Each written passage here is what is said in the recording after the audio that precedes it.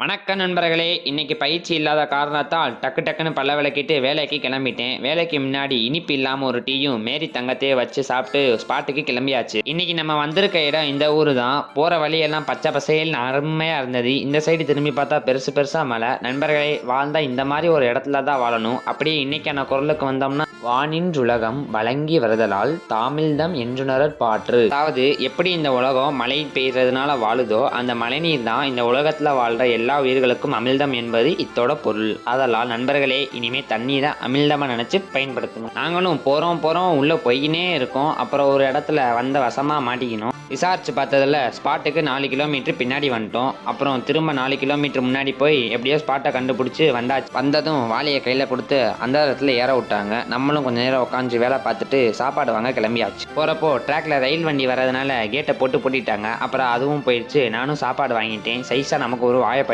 அப்புறம் சாப்பிட்டு தோலை வீண் பண்ணாமல் அங்கே இருந்த ஒரு அக்காவுக்கு கொடுத்துட்டேன். பக்கத்துலேயே அவங்க பையன் இருந்தான். அவன் கூட கொஞ்சம் நேரம் விளையாண்டுட்டு மறுபடியும் வேலைக்கு வந்துட்டேன். நண்பர்களே, நான் ஒரு 90s சாங் லவர். அதனால் வேலை பார்க்குறப்போ பழைய பாடல்களை கேட்டுனே வேலை பார்த்தா டைம் போகிறதே தெரியாது.